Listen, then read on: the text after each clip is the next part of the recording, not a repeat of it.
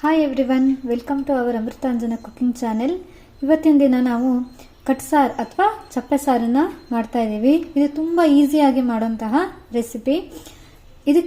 ಇದನ್ನ ಹೇಗೆ ಮಾಡೋದು ಅಂತ ತೋರಿಸ್ಕೊಡ್ತೀನಿ. ಇವಾಗ ಚಪ್ಪೆ ಸಾರಿಗೆ ಬೇಕಾಗಿರೋಂತಹ ಮೇನ್ ಇಂಗ್ರೀಡಿಯೆಂಟ್ಸ್ ಯಾವುದು ಅಂದರೆ ಹೆಸರುಬೇಳೆ. ಇದನ್ನ ನಾನು 1 ಕಪ್ ಹೆಸರುಬೇಳೆ ತಗೊಂಡಿದ್ದೀನಿ, ನೀರಲ್ಲಿ ನೆನೆಸಿಟ್ಟಿದ್ದೀನಿ.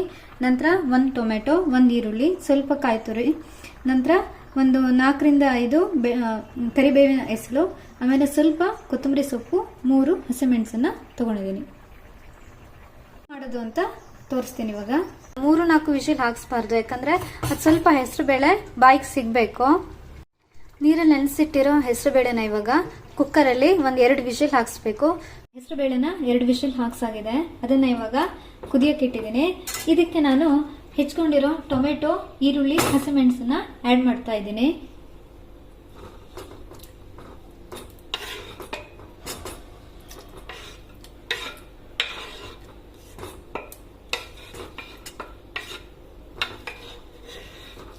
ಮಿಕ್ಸ್ ಮಾಡ್ತಾ ಇದ್ದೀನಿ.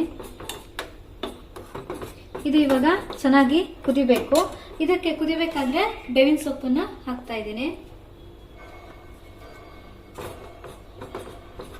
ನಂತರ ಉಪ್ಪು, 1 ಸ್ಪೂನ್, ರುಚಿಗೆ ತಕ್ಕಷ್ಟು ಉಪ್ಪು. ಇದು ಇವಾಗ ಚೆನ್ನಾಗಿ ಕುದಿಬೇಕು. ಇದು ಚೆನ್ನಾಗಿ ಕುದಿತಾ ಇದೆ. ಇದಕ್ಕೆ ಇವಾಗ ಒಂದು ಒಗ್ಗರಣೆಯನ್ನ ಕೊಡಬೇಕು. ಒಗ್ಗರಣೆಗೆ ಫಸ್ಟ್ ಗ್ಯಾಸ್ ಅನ್ನ ಹಚ್ಕೊಳ್ಳೋಣ. ಇದಕ್ಕೆ 1 ಸ್ಪೂನ್ ಕೊಬ್ಬರಿ ಎಣ್ಣೆನ ಹಾಕಿದ್ದೀನಿ. ಇದಕ್ಕೆ ನಾನು ಫಸ್ಟು 1 ಅರ್ಧ ಸ್ಪೂನ್ ಸಾಸಿವೆ ಹಾಕ್ತಾ ಇದ್ದೀನಿ. ನೆಕ್ಸ್ಟು 1 ಅರ್ಧ ಸ್ಪೂನ್ ಜೀರಿಗೆ, ನೆಕ್ಸ್ಟು ಚೂರು ಹಿಂಗನ್ನ ಹಾಕ್ತಾ ಇದ್ದೀನಿ.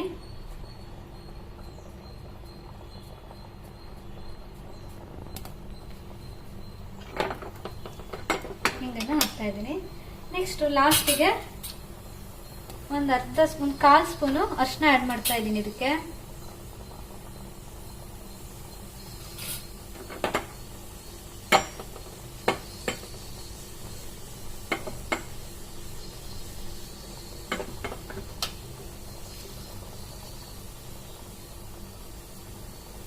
ಇವಾಗ ಒಣಮೆಣಸನ್ನ 1 ಒಣಮೆಣಸನ್ನ ಹಾಕ್ತಾ ಇದ್ದೀನಿ.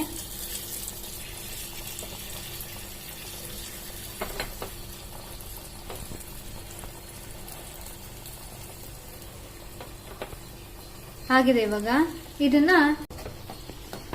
ಕುದಿತಾ ಇರೋ ಸಾರಿಗೆ ಆಡ್ ಮಾಡ್ತಾ ಇದ್ದೀನಿ.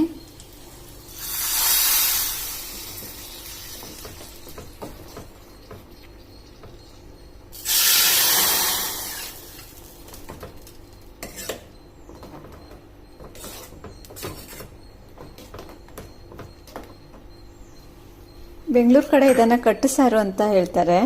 ನಮ್ಮ ಕಡೆ ಹೆಸರು ಕಟ್ಟು ಅಥವಾ ಚಪ್ಪೆ ಸಾರು ಅಂತ ಹೇಳ್ತೀವಿ ನಾವು ಇದನ್ನ.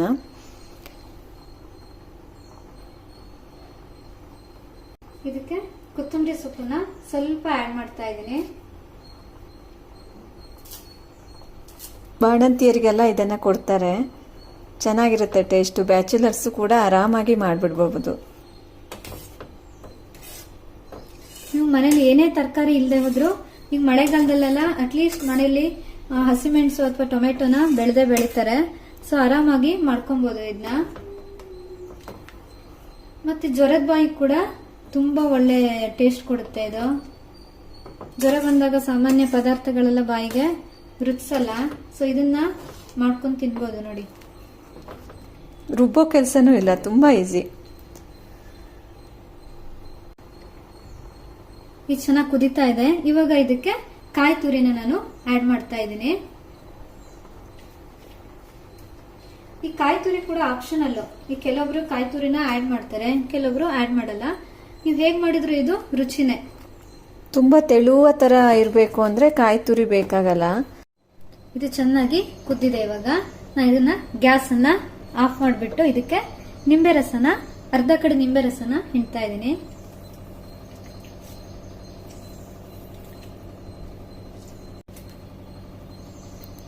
ಲಿಂಬು, ಮೆಣಸು, ಜೀರಿಗೆ ಇವೆಲ್ಲ ಸೇರಿ ಒಳ್ಳೆ ಟೇಸ್ಟ್ ಕೊಡುತ್ತೆ ಇದು.